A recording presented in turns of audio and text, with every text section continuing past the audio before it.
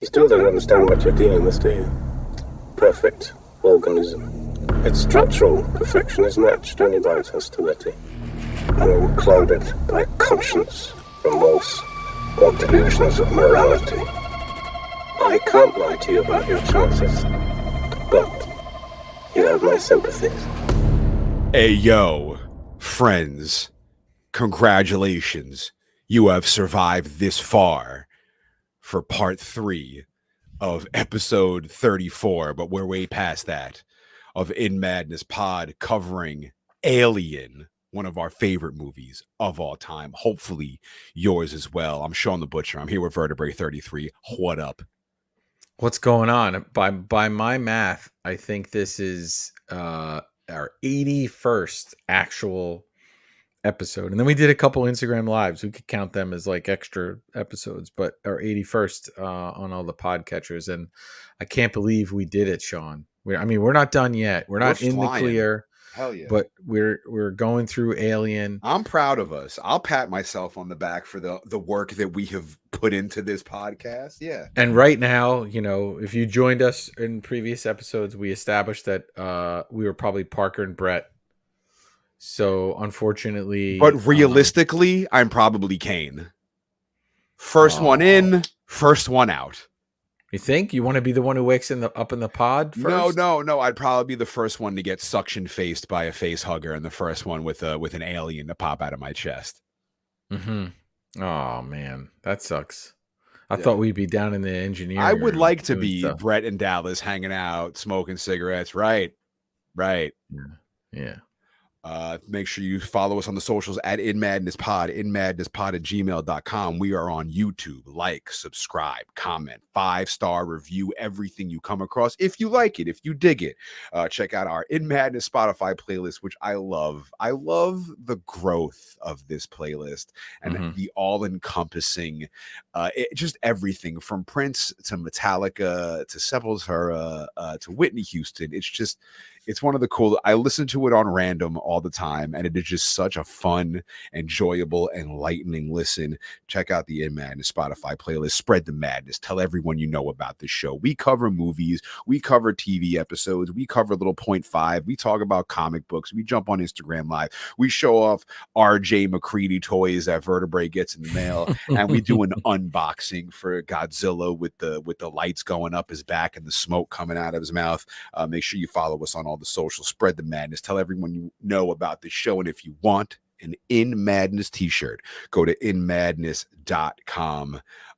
This is a very thrilling conclusion. However, before we get to any of it, Vertebrae wanted a live reaction for something. So should we start the show with this? Firstly, I did another wardrobe change. Oh, so let's I have see my the shirt. third Alien shirt on. Check us out on YouTube. What is that? It's very dark. It's very dark. So that's Kane and Dallas and Lambert, right?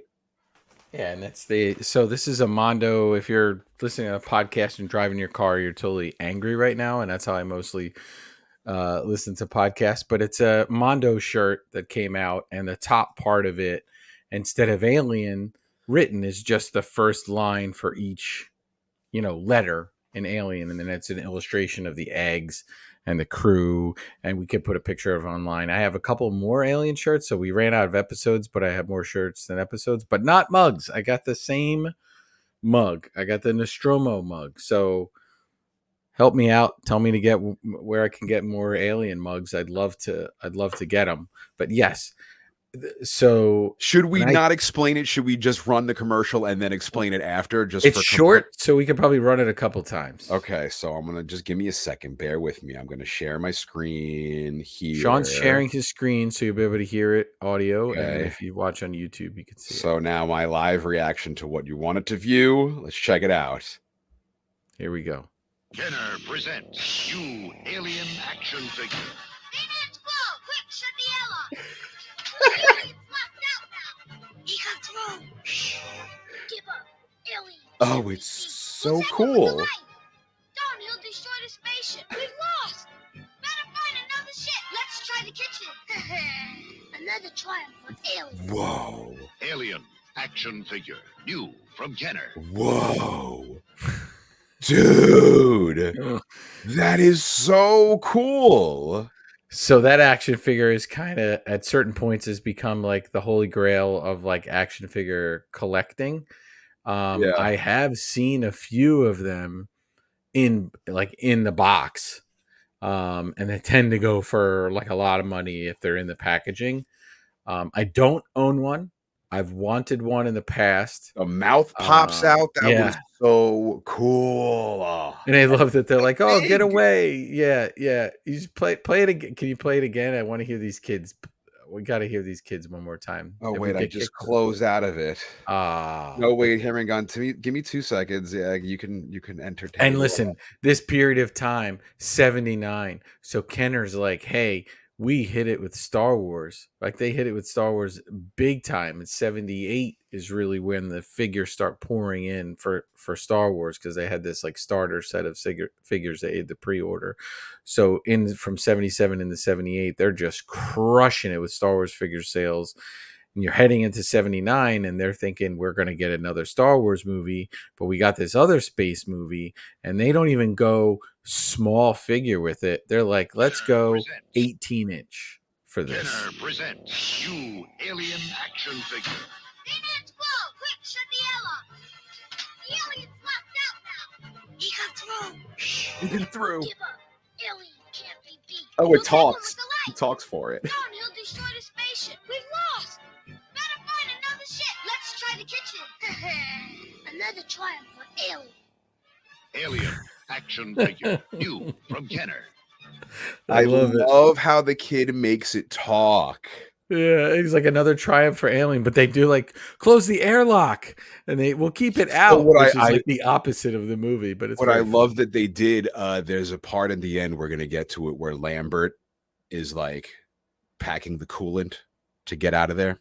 And Mhm. there's this big dome like spotlight right on her and a silhouette approaches. They kind of did that in this commercial, which was really cool to see. Yeah, yeah.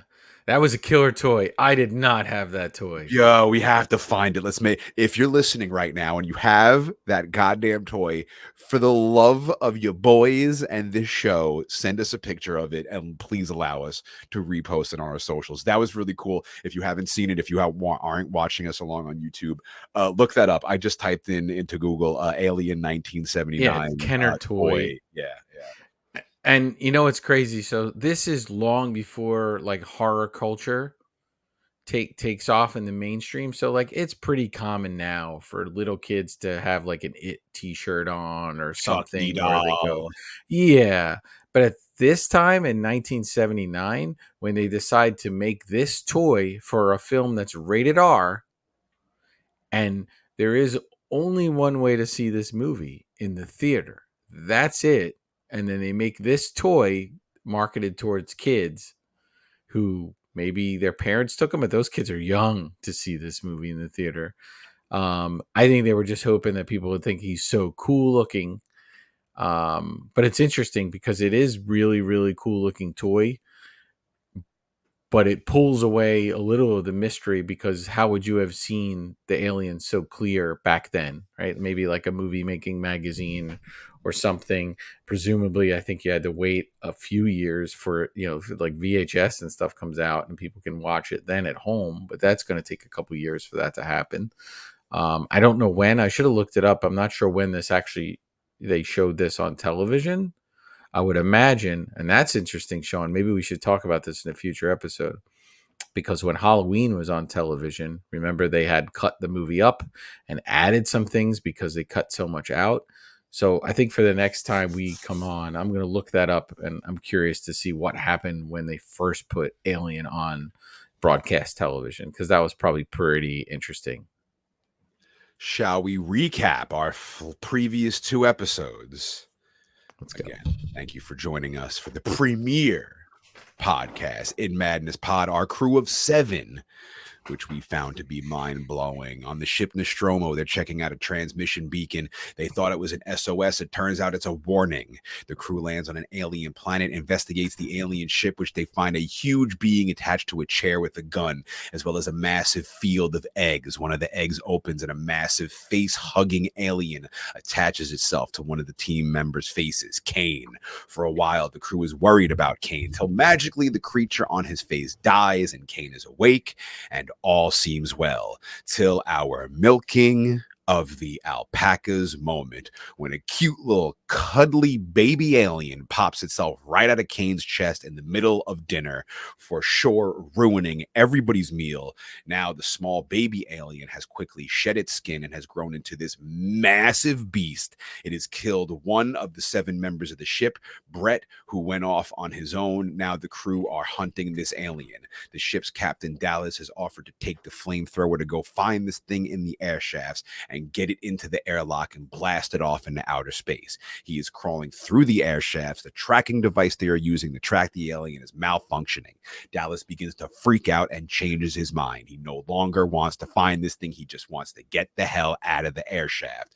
Then the tracker begins working and beeping rapidly. The alien is on his ass. Frustrated and scared, Dallas heads down a ladder to the 3rd junction. Lambert is screaming, "Do not go that way, go the other way." He shines his flashlight to the right. He sees nothing. He shines his flashlight to the left, and this is where we left you at part 2 of In Madness Pod for Alien. And if you're watching us on YouTube, Vertebrae is doing the reaction of what I like to call jazz hands. Dallas looks to his left and shines a bright light. Right there is the alien, who extends his arms far and widely opens his hands and sort of shakes. It doesn't shake him, but it's a split second. It happens so fast. And it is so, because when I saw this in theaters, everybody's in on the bit, so everyone knows this was for the 35 millimeter a couple of years ago, and everybody's in, and everybody audibly laughed at how back in the day, scariest scene in the movie, 40 years later, a funny enough moment that even till this day I still kind of chuckle when it happens. It's funny. I will argue that this shows a different side of the alien, and he's sort of kind of messing with them a little bit, and purposely, I know that's going to go against everything that happens later on in all of these films, but at this time we don't know the nature of it, and he's almost surprise or peekaboo before he's going to kill him. But yeah, that's a weird moment. I know some people find it funny or goofy. I find it weird. But he certainly has a little bit of alien jazz hands going on. Signal goes dead. So does Dallas. In the director's cut, there is a part where Brett and Dallas are found cocooned, aliens in their chest waiting to explode, and Ripley sets them on fire. Mm-hmm. Parker looks gross. He looks like he's almost melted in the cocoon. Yeah, and so that would change. Not Parker, Brett. Sorry. That would change the whole life cycle of these aliens. So we get the Xeno life cycle, because that would mean that this one creature is able to cocoon them and have lay eggs or something to go inside them. It's crazy. That obviously changes aliens completely, because we don't get the queen alien, although I may be one of the only people on the face of the earth that's not crazy about the queen alien and that concept, but we'll get there. It certainly is very insecty. But this would add, if this would have stayed in this film, one, I don't know what it does to the sequels. Two, I think it slows down the tempo of the film later on as it gets super intense. But this would really have been bizarre. This would have been another moment if just that scene gets dropped in there that we don't understand. So we'd leave this film with the space jockey and now this. Like, I don't understand, because when we leave this film, we kind of have like a clear, there's an egg, this thing comes out, goes on your face, lays a baby comes out, grows up really, really, really, really fast. And here we go. But that throws this a wrench into that plan where you're like, hey, why cocooning what, and then doing what, and then like, so I don't know. That would have really, really changed the history of this film, I think, and as well as sort of this franchise if they went that direction with it. But I think it's a much snappier film without it. It's a cool scene to watch. Yeah. Yeah. But honestly, like, we got to know these characters. So like, I don't really need to see them suffering in that way. Like, I think Dallas goes out as the heroic captain who chose to go in the air duct. I don't think we need to see him suffer in that way. I like kind of the mystery of all of their deaths. Mm-hmm. Agreed. Parker slams a flamethrower on the table. We found this laying in the air shaft. No blood, no Dallas, nothing. Ripley wants to proceed with Dallas' plan. Find it, blow it out of the airlock. Lambert is not having it. The hell with that. Let's abandon the ship. Parker's not having it. He wants to kill this thing now. Ripley and Parker get in this great argument. I almost feel like it's real, like they're not acting, like they're fighting for real. Mm-hmm. Ripley is trying to explain her plan, and Parker is talking over her. However, I love the way it's mic'd up, because you hear Ripley clear. You don't hear Parker clear. He's far away and he sounds far away, and he's talking over her, and she screams, "Parker, shut up!" It gives me chills when she does it. So you said that. So they wanted to create natural tension, they mean Ridley, with the actors on set. So he had asked Yaphet Kotto and Ian Holm to antagonize Sigourney Weaver when they were filming. So when they're filming this scene, between every take, Kotto is saying to Weaver something like, and one of the quotes is, "Come on, sister, you got to give me more than that." And eventually she delivers the line that we see in the film, because she's just pissed with him. So they're sort of, and they'll talk about it. I think Lambert too. It just gets uncomfortable with kind of how they're relating when the camera stops and then when the camera's on. So they're all genuinely, again, annoyed with each other. They're on these stinky sets. It's cold. It's probably super hot at certain points. It's in the middle of the night. It's smoky. And then you have Ridley off to the side being like, hey, one, I'm going to scorch you with a whole bunch of blood that you didn't expect. And two, like, keep giving Sigourney a hard time until we get something else out of her. And they do. So that, I love the talking over each other. It just seems very natural. It almost seems at times that like we shouldn't be watching this. Like, we're not part of this crew, so we shouldn't even be there. She wants to trap it in the airlock and blast it into outer space. Parker walks off to fill the flamethrower. Ripley tells Ash to go with him, and I love it. Parker's like, "Nah, I'm fine, Ash. Don't follow me." Mm-hmm. He hates this dude. He has a feeling that Ash is probably going to feed him to this damn thing. She asks Ash for any suggestions from him or Mother. No. Still collating. She's like, yeah, right. And Shawn, they it comes up that they could take the shuttle, but there's only like 3 spots on the shuttle. But like, here's the deal. Ash doesn't need one of those spots. So there's 3 crew. They could easily have taken the shuttle right now. And just left Ash. No, he could have gone on. He doesn't even need a space. If he wanted to. If he doesn't, leave him on the ship and go. You have 3 spots. But like, let's say he goes with them. Yeah. Follows orders. He doesn't need life support. Yeah. He doesn't need a pod. He could be just, playing basketball like David was. Yeah, but they don't know that yet, though. They don't know that yet. Right, but he knows that. So that makes it even more mean than what he's doing, because they can get out of there safely. And he's keeping them there. Oh. And he's like, well, the shuttle, it's 3 and whatever, but like, he's keeping them there. They could totally go. Yeah, that's... If he does his reveal now, they He's could like, go. he's like, what the hell do you want me to do? She's like, just what you've been doing, Ash. Nothing. I have access to Mother now. I'll get my own answers.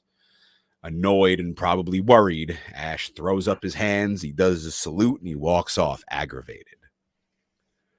Ripley enters Dallas' secret room for her eyes only. She's typing to Mother, asking how to kill the alien, unable to answer. However, she's hit with Special Order 937 for science officer eyes only. Ash is the science officer. She overrides it and asks to see the order. Nostromo, rerouted, new coordinates, investigate life form, gather specimen, priority 1. Ensure return of organism for analysis. All other considerations secondary. Crew expendable. Whoa. Crazy. Another big reveal in this. Such a cool scene when she's looking at the screen. They have, so like this is 1979. So they have to do a lot of these animations on screen, on these screens, because it doesn't exist. And then they're projecting them for us to see. So first of all, the words that come on the screen are so crystal clear. In here, it's amazing. In other films, I don't know how they got it right when they're projecting it, but when they project it, they literally project across Ridley's face. You see the words like on her face, which is unrealistic for the computer screen to reflect light, but not like specific words. So you see the words in reverse because there's a projector in there with some of the animations that they're doing on these screens. But if you pause it like at a certain part where the words are on the screen and she just looks like ridiculously sad with that crazy white background and all the lights, this is like in The Thing where they get the kind of moment where he realizes that like if it gets out, this is what's going to happen to the planet Earth. It's like she's realizing now, we've heard about this company and all of this crappy stuff that they do to them or they want to complain about it, but like this is real now. Like they're like, we don't care about you at all, we just want this alien baby. She leans back in her chair, horrified, and there's Ash's crazy ass in the room with her, and he smiles wide from ear to ear. There is an explanation for this, Ripley grabs him, throws him against the wall. She leaves the room angry and upset, but Ash follows her. He blocks her from leaving. Angrily, she approaches him, says, Ash, let me through. He's got hell in his eyes. He looks devilish. And there is a milky substance dripping from his head. Mm-hmm.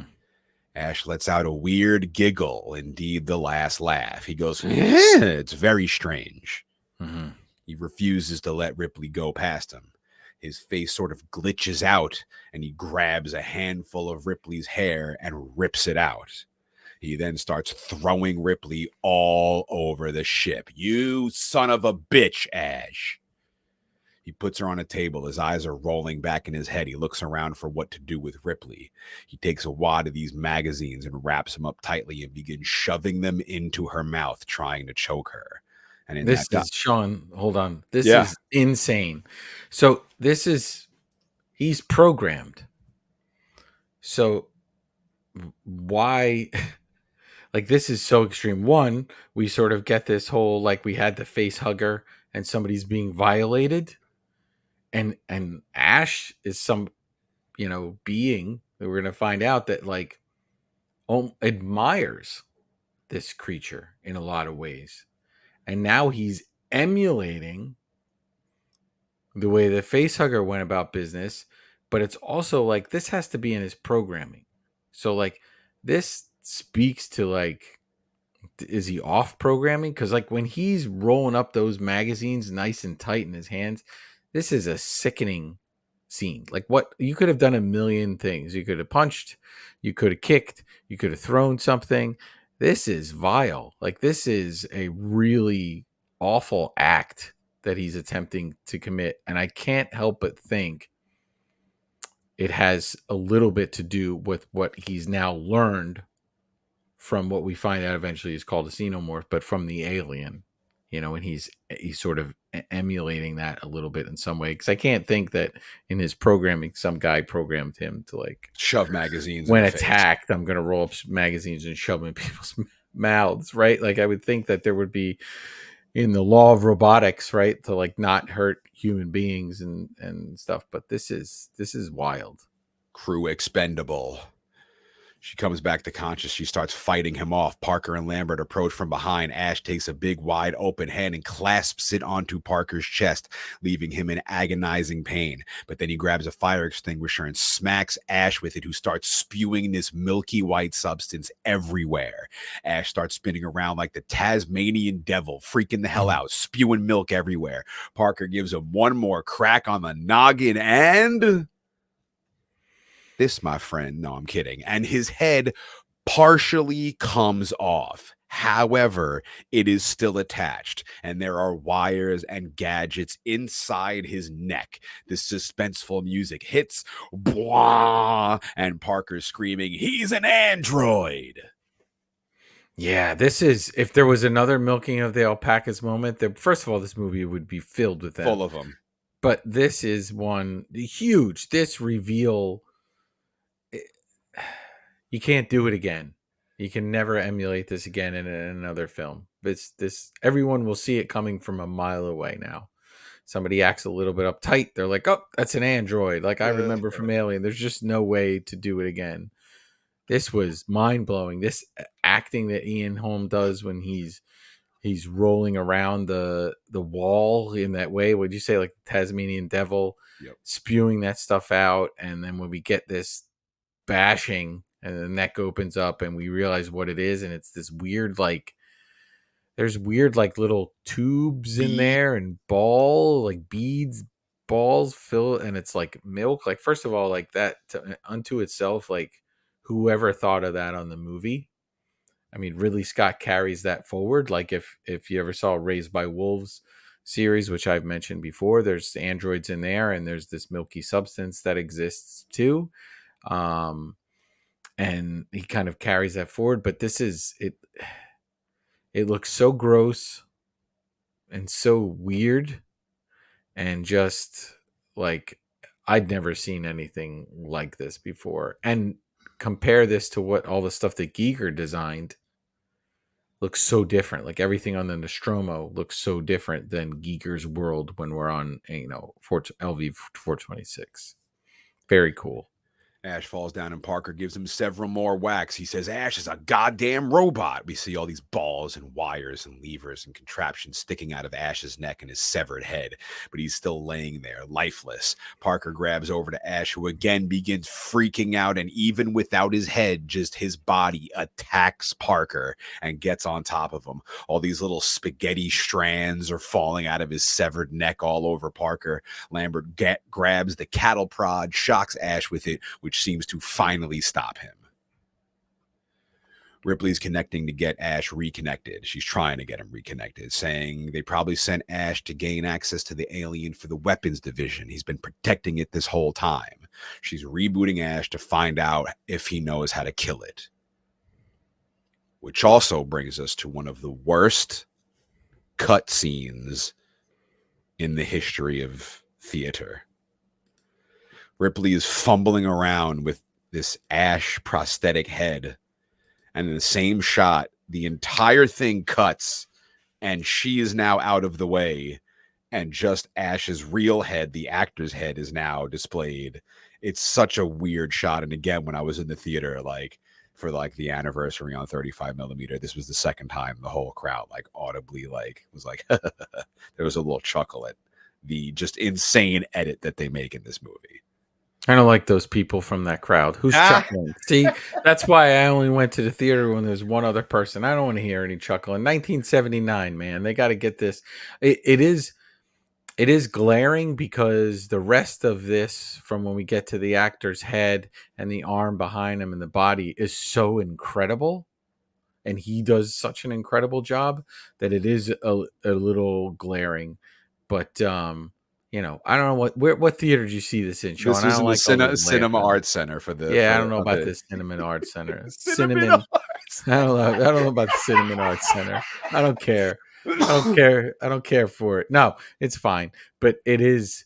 is a glaring shot. I'm sure, if Ridley had to do it over again, he could do a different fade on that or something. But I don't even know if they needed that scene where she's kind of pushing it down. I think they could have just cut to this, spot where he's talking. But this bizarre voice that he has here with like the liquid and the robot voice, and this is, again, something like we've never seen before, and some incredible acting. She wakes him up. Ash, can you hear me? Ash! She slams on the table. He wakes up. He informs him the company wants the alien and they are expendable. Ripley wants to know how to kill it. You can't. You still don't understand what you're dealing with, do you? A perfect organism. Its structural perfection is matched only by its hostility. Lambert says, you admire it. Ash shoots her a look and says, I admire its purity. A survivor, unclouded by conscience, remorse, or delusions of morality, which is such a sick band name. I don't know how it hasn't. I don't know if it has. I gotta look it up. Is Delusions of Morality a band? Let's see. Yeah, find it out. My band would be called Micro Changes in Air Density. Of course, atmospheric black metal band. Yeah. Songs are 17 minutes long. It's going to start out with 6 minutes of a humming sound. Then you're going to hear some air. And then the guitar is finally going to kick in. That's Check my the band. shit. Ready? Yeah. We got Delusions of Morality, a song by Suffocation. Mm-hmm. We got a song by Nemesism, which just reading that, I feel like that's a band you would love. There's this Delusions of Morality by Pulsating Cerebral Slime. And it looks like the cover of this is an alien head. I could be wrong. So I'm going to check out whichever one of these is the coolest. I'll add it to the In Madness Spotify playlist because Delusions of Morality is so sick. Parker, will you add my band too? Will you add my micro changes in air density? I will look up if there is I think that it's probably a lot less of a likelihood that exists, but I'll check it out if it is. No, I'm making my own band. We're going to be called Micro Changes in Air. You want to be in it? Can I play keyboards in it? Yeah, of course. The best part is I can't play keyboards, so it's going to be terrible. It's just going to be sounds like just for like 17 minutes, and then we'll sample the movie. And then we'll get sued and we'll have to break up. Right. And then you can go solo and you can, I'll go with Xenomorph. Yeah. Our first album be called like Ash's Milk or something. I don't know. Parker wants Ripley to pull the plug, but Ash asks for a final word. This snarky son of a bitch. He says, can't lie to you about your chances, but you have my sympathies. And smiles. Yeah. Ripley unplugs them and they revert back to Lambert's original plan of blowing the ship to hell. They take their chances in the shuttle. They leave the room and Parker torches Ash with the flamethrower. And I love it when you see like the skin peel back off the silicone head or whatever. It's such an awesome shot. And dare I say, and I know I've said 100 times not to jump forward go ahead in this in the movies, but when he blows off the fake skin or whatever, and I'd like to think he's a replicant, so we can tie this into Blade Runner. But it looks a little, his face, the white face, looks a little bit like an engineer in some ways. It's kind of funky when you think of it now, like it has the weird white. But I don't get this. I don't get this part, Shawn. Though, explain this to me. Why blow up the ship? Because they can't kill this thing. But they're getting on the shuttle.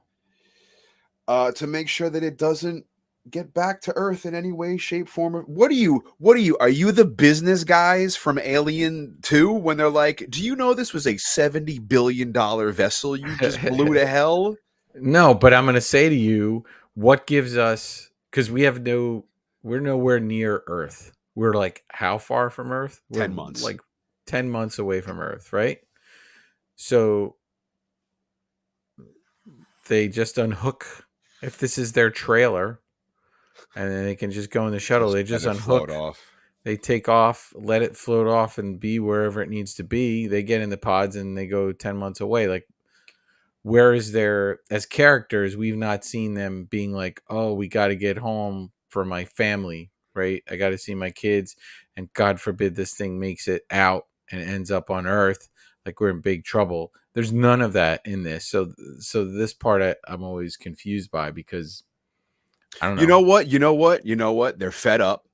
The company set them out to die, so it's like fuck that. We'll just let's blow the ship. Screw the company. Screw the alien.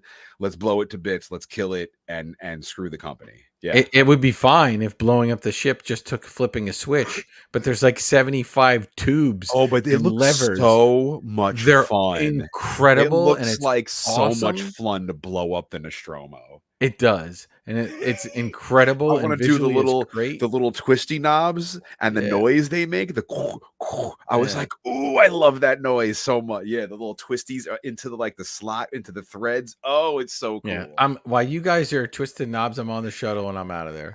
You want you want to you want to play like you're an industrial band, twisting knobs over there and turning levers? I'm No, writing a new song for micro changes in air density. yes, that's. Oh my God, Sean! If that's the instrument, like Yeah, you right. How build an cool would instrument where that be? the self destruct mode is You got playing, to we're pull on giving the somebody. levers, the heavy Tell levers. tell your buddies in Trip Villain Yo, shout out to that Trip Villain. they need a song called "Micro Changes in Air Density," and they need to get that sound in there with the woo woo, the spin. Yeah, When I hear this replay back when we air it, I'll be sure to text my buddies Josh and John from Trip Villain. Shout out to Trip Villain and everybody who played our show. Ripley asked Parker what happens when we pull the self-destruct switch. He says, you got 10 minutes. She's like, you sure? No bullshit. He says, if you're not out in 10 minutes, we don't need no rocket to fly through space. Great line. They need coolant for the air support system. Parker and Lambert go for the coolant. Ripley preps the escape shuttle.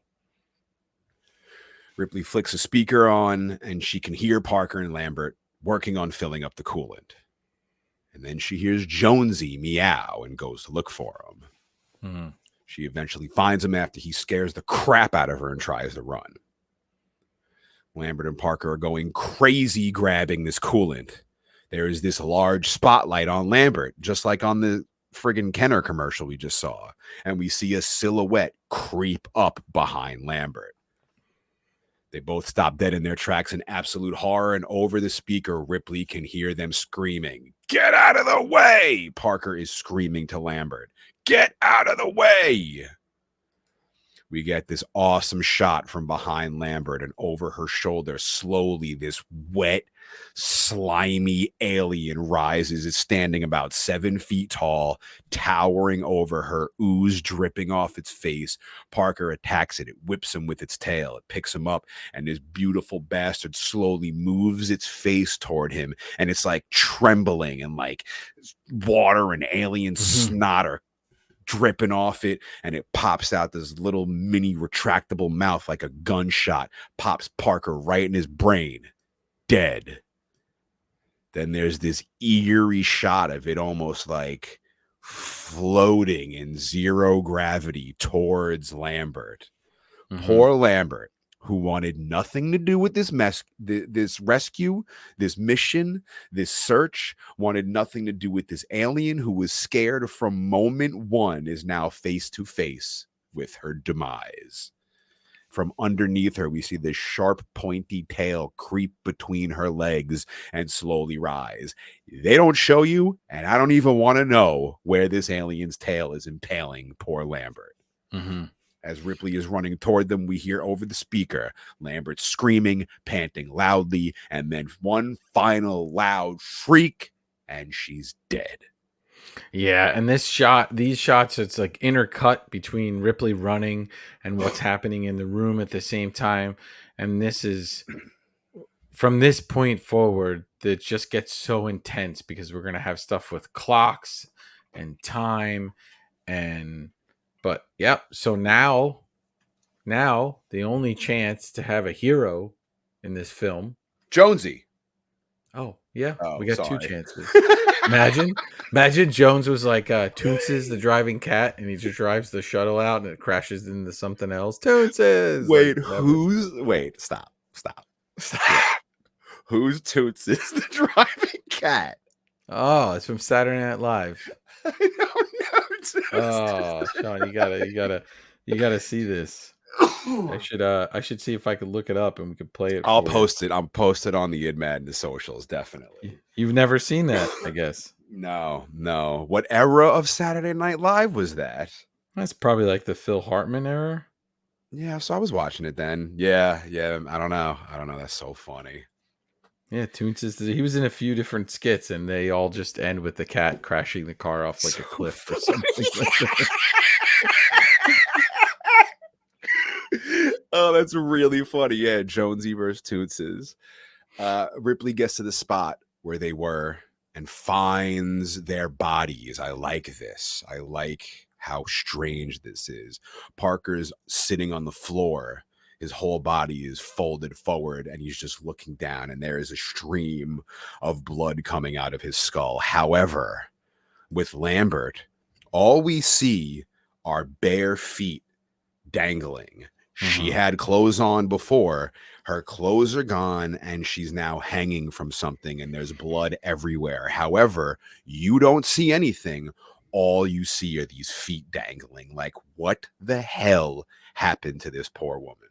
Right. And this is very like kind of horror movie 101, where we're going to get like a serial killer or something to do something very quickly.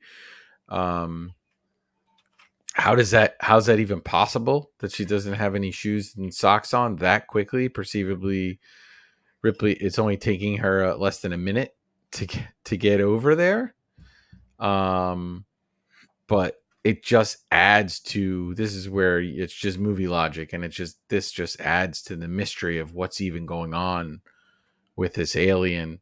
And listen, if Lambert would have just moved out of the way, they might have both lived, but she just was frozen in fear and couldn't do it.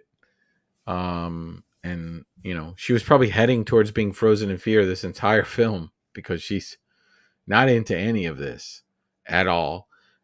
So we lose Parker, and we're ended up with Ripley and Jones. Ripley's running back to the shuttle, triggers all the cool little self-destruct devices, alarms begin going off. Mother announces the self-destruct sequence has now been activated. You have 10 minutes. Now check this out, okay? Something I love. This alarm right here that's going off in this ship, just the alarm, this woo, woo, woo. It was sampled by my man, the late, great Blake Harrison of Pig Destroyer. Rest in peace. Great dude, my buddy. Interviewed him many times. He was the samples guy in Pig Destroyer. And I remember messaging him once at like 3 o'clock in the morning when I was watching Alien. And I had made the connection, and I asked him if he sampled this alarm from Alien, and he said yes, he did. And it's on one of my favorite Pig Destroyer songs called The Bug, and it's from the album Book Burner, which is an amazing Pig Destroyer album.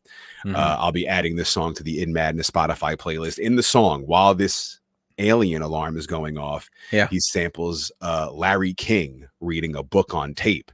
And what Larry is reading is about how something horrible and terrible and vile is also beautiful and also considered art, sort of describing like Pig Destroyer's music almost. Also kind of like this alien we have here. It's just absolutely vicious and beautiful. Yeah, shout outs to Blake. Rest in peace. Good dude. And I think that Book Burner is probably my favorite Pig Destroyer album. I didn't know if you were a Pig Destroyer dude, Vertebrae. Oh, absolutely. Yeah, absolutely. I think I somewhere have a Pig Destroyer t-shirt somewhere for sure.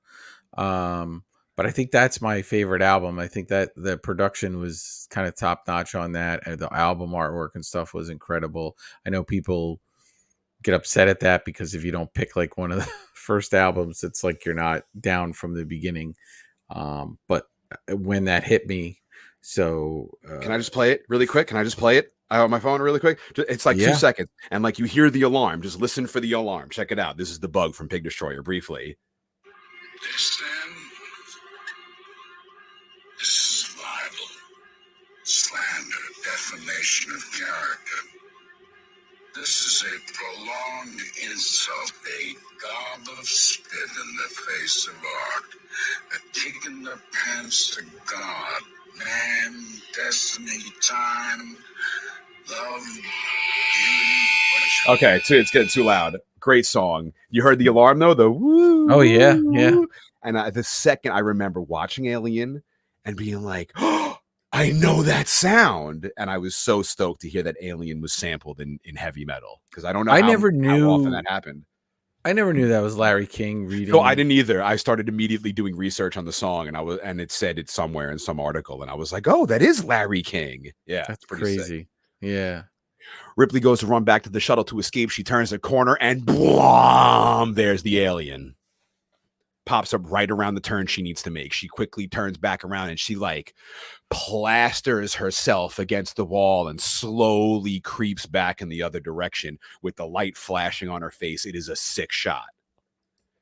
Right as the alien turns the corner to where she was, she leaves Jonesy. No, I love it. The alien crouches down and just looks at Jonesy. The camera cuts, but in the director's cut, like the alien swipes Jonesy's thing away. Ripley's now trying to stop the ship from self-destructing, but too late. Mother's not having it. The option to override has now expired. In a classic line, Ripley smashes a screen while screaming, "You bitch!" And maybe it wouldn't have been hard to override, but you needed like 75 tubes and switches to initiate. So it's probably like even more to go like backwards on this. She's got a ship about to self-destruct and the alien blocking her only way out. She heads back to the direction the alien was. No alien. She looks over and there's Jonesy, untouched, still alive. Perhaps the first animal ever to make it out alive from In Madness Pod. I love that the alien doesn't harm Jonesy. Maybe it didn't see him as a threat. Maybe the alien loves cats. I hope so. That was like the one thing Ash forgot to say. He's like unclouded by conscience or delusions of morality, but it loves cats. That would have been awesome. It's funny, Shawn, is this ship, I'm going to make a corny music. Oh, I thought a Star Wars reference was coming. No, but I'm going to say this ship needed a kill switch. Engaged. And I think if you did, it's Ripley at the end and it's alive or just breathing, I think. Oh, wow. You're really digging deep now. Ripley gets in the shuttle, blasts off. Mother does the countdown to self-destruct. Ripley gets a safe distance away from the ship and kablooey. 3 large explosions, turning the Nostromo into space dust. Yeah. Let's just say that again. Turning the Nostromo into space dust. Oh God! Keep well, going. you saw the first. Okay. 20, It's okay. You saw the first 20 minutes. You saw the first 20 minutes. Keep going. No, cut that out, Shawn. We got to cut it out. No, it's fine. Ripley begins getting comfortable, taking all her clothes off, walking around in her undies, prepping the ship so she can go back into hypersleep. The ship is full of all these tubes and space-age machinery. She bends over, her ass cracks sticking out and all. She starts flicking on these switches and whoosh! Big alien jazz hand pops out. This son of a bitch blends in flawlessly and is perfectly camouflaged by all the equipment in the ship. Ripley jumps back in shock. Yeah, and I don't know. I get confused by this part. I'm not sure why the alien is moving so slowly. Taking a little nap. Waking up. I don't know if it's tired. Listen, it grew a lot in probably a less than a 12-hour period of time. Killed a bunch of people. Nappy nap. It needs a rest, or it knows that she's a sitting duck. Or I don't know, if you keep in the scene where the other people are cocooned up, maybe it's just done what it needed to do already or something. I don't know. It's weird. It's very interesting. When she is in the shuttle here, there's this display screen that comes up that says environmental CTR purge. And that same visual display is in Blade Runner. So there's your kind of, Ridley Scott's trying to connect these up. He has said they were in the same universe. So very interesting. She retreats to a separate part of the ship and watches the alien awake from its slumber. We see the slimy hands moving all over the equipment. There's a great shot of Ripley. She's watching it, but then she slowly recedes backwards into the darkness, almost like Michael Myers, like she's hunting it now. She puts on a spacesuit. See this little retractable alien mouth slowly come out and slide back in, and this large wad of alien snot ooze drips off of it. It's just so gnarly to watch in like slow motion. Yeah, and this is very phallic at this point.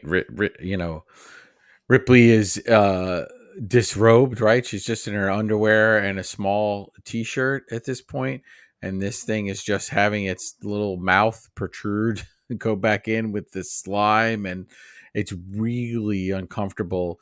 I questioned why it moves so slow, but like that just adds to I think that's just a movie thing, because it's just adding to this tension in this small space. And because if it just could kill her the way it killed the other ones, the movie ends right there.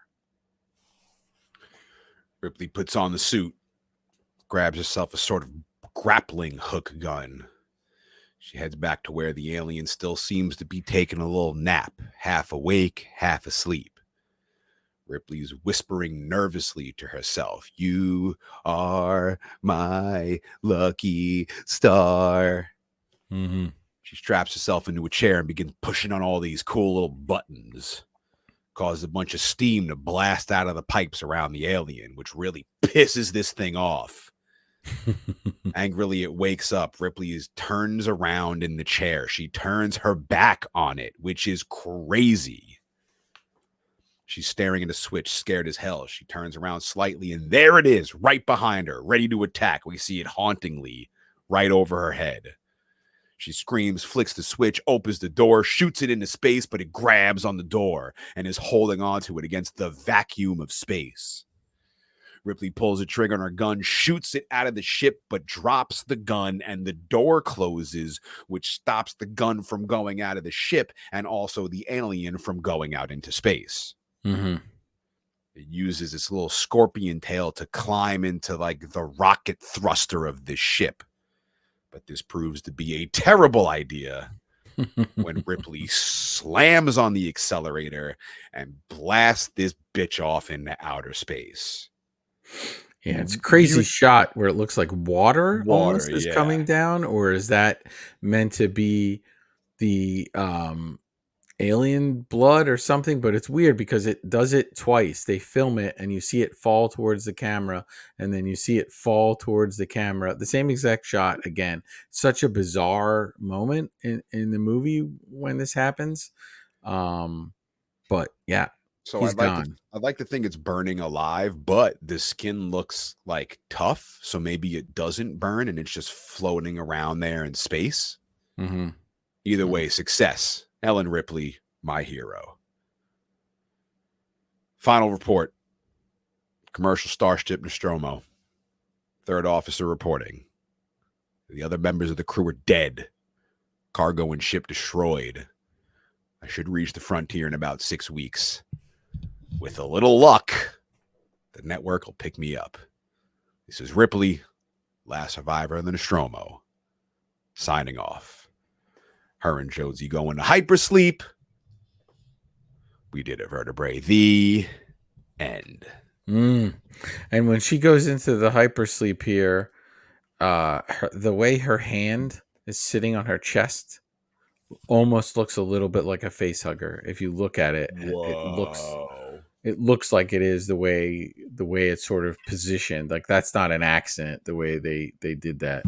And you wonder if they had thought about any, future films after this. The other interesting thing is to the right of her is like a very biomechanical looking tube that you see, which you don't really see in other spots in this world. But yeah, this is incredible movie. We did it. This was so much fun. I want to do it again. I mean, listen, we can talk about same Alien. movie. Just do it all over again. Just do it again and see if we could do it better next I time. don't think we could. I think we kicked ass. We waited so long. We were so intimidated by this movie. And I'm so glad that we finally have it like in the canon and can bring it up in future episodes. I mean, we're definitely doing a 0.5, and I'm sure. I mean, I'm hoping we're gonna get some audience participation as we dip into the millions of emails and the mail sack of the voicemails that we get. If you want to send us your voice notes about this movie, about any of the 3 episodes we have done for this movie or any of our previous movies. Vertebrae, how do you feel? We have done it. How does it feel? Did you get all your bits in? Is there anything I'm sure we'll be highlighting more throughout the future, but Yeah. for now, have you? I think there's more. I think I haven't had a chance. So the thing is, we always say, oh, when we're done this movie, and I did it with The Exorcist, I'm going to move on. I mean, I'll never move on from this movie, but there's so much more to kind of read about and look into. I highly recommend the Making of Alien book that came out a few years ago by J.W. Rinsler. It's absolutely incredible. It goes into all the backstory in the making, but also when they released the film and fans' reactions and all of that, and the marketing and just the push and pull with the studio, and how we got Ridley's vision out on film and all these incredible people that worked on it. Um, this is a moment in time that you can never replicate. It's something that sort of set the standard for like a lot of these films. There's always a debate on whether it's science fiction or it's horror. There's certainly a lot of I get horror that a elements. lot. Anytime everyone's like horror, horror, horror, I'm like, oh, Alien, and they're like, doesn't count, doesn't count. Mm-hmm. I mean, it is. Bullshit. It's essentially, this serial killer is running around trying to kill them. They're in a haunted house. I mean, we get a lot of those elements, but I feel good. I'm excited if people want to give us any feedback, or I'm curious to see when people, showed up to this franchise, because it wasn't a franchise at this point and they didn't know whether they'd make another one or not. And it's, there is a part of me that wishes when they did make a sequel that it would have been more along the lines of this film and the way it's shot and the way it unfolds. Um, but I think unfortunately sometimes we just get like recreations of this. And people forget the groundbreaking nature of what they were doing in this film and the accidents that I'm sure happened as they were filming it, and they were like, we'll leave that in, or that shot looks better, or I think it's just incredible movie. And I appreciate you taking this ride. I got lost a couple times when you were talking because I'm like listening to you sort of narrate So it. I was gonna So miss this mother effer, and I was gonna do a several milking of the alpacas moment. It would have been when they find the space jockey.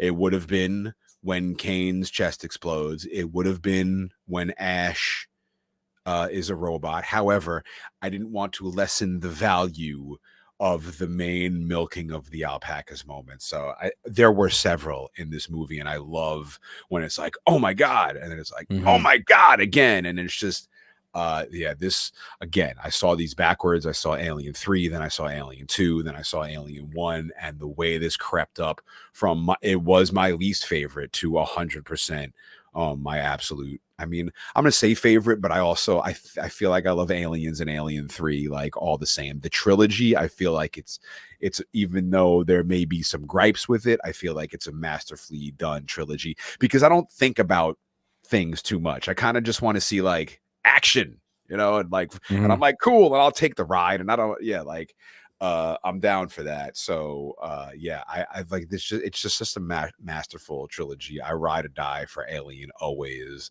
It's like my comfort movie. Like when I spend like hours scrolling and I'm just like looking for a friggin' movie, and I'm like, enough. I can't. Scrolling is the most annoying thing on earth. I just want to find a movie, and I can never usually find one. So I'm just like, oh, Alien, it is. But you know what, Shawn? If somebody's out there scrolling and you're on your Apple TV or whatever, just go to your YouTube app and type in Man This Pod. And you can check us out on YouTube when you're scrolling if you're bored and you want to hear what we have to talk about. Or you can listen to it on headphones while you watch the movie. see how that goes. But yeah, listen, I appreciate anyone listening. We're not finished with this film by any means.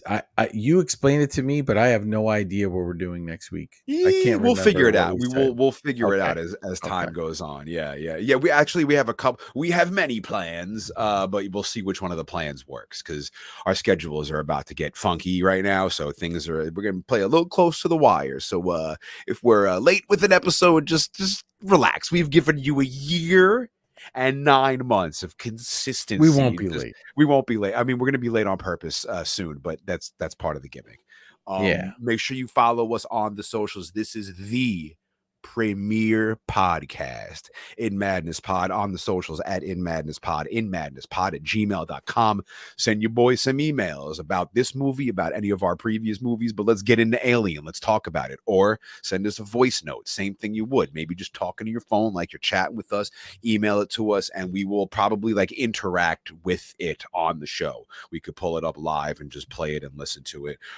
Check us out on YouTube. You can see all of Vertebrae's mugs and all of Vertebrae's shirts and the cool Xenomorph poster that he's got hanging up in the background that we'll probably post up on In Madness Pod. Like, subscribe, comment, 5-star review. Check out the In Madness Spotify playlist, which after these 3 episodes, we have added Metallica. We have added Sepultura. We have added Pig Destroyer. It is so badass. The Spotify playlist is taking over the world. Spread the madness. Spread the tentacles. Tell everyone you know about this show. Get your In Madness shirt at inmadness.com. I can't believe you said there was someone who said we don't plug the shirts enough. Twice an episode, every episode, forever. Get yourself an In Madness t-shirt. Take yourself a picture of wearing it, and we will repost it if you want us to, or just show us that you got some love and that you got your shirt and that everything looks good. Thank you very much for contributing and listening and being part of this. And I'm looking forward to our next movie. We have that planned, and then we said in a previous episode we had a plan that we were going to let listeners pick our next movie, so we will get to executing that and make sure that works out well. Comic-Con's coming, so it's going to be boom, boom, boom. Nothing but good stuff coming out of the In Madness Pod world. I'm looking very much forward to what we've done and what we've got going on and the future that's going to come with that. Amazing. Yep. And I'm Vertebrae33 on all the socials. I have a merch store. You can buy my merch at Hot Topic. We have a booth at New York Comic Con coming up where you can buy t-shirts. I'm going to have knit hats. There's new stickers. I might have some buttons. We've got some stuff with Mischief Toys. Got some cool collabs, co-brands with Terrifier and John Carpenter's Halloween. They're going to be coming out soon. And also, Shawn, you can catch my band, Micro Changes in Air Density. We're playing Earl's Pub. What's Tuesday Earl's and Sunday. The house 2 band? shows each day. One day's a clam bake.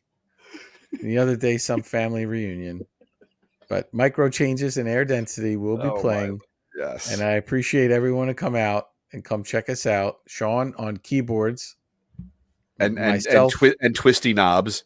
Twisty knobs. I will be playing the spoons. And screaming like Lambert. And come check us out. It's going to be exciting.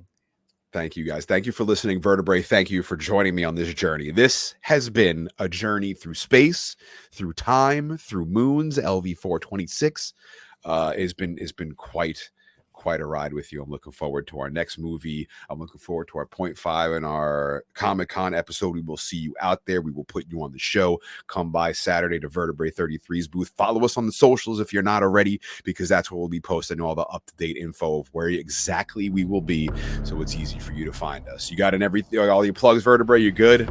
I'm good.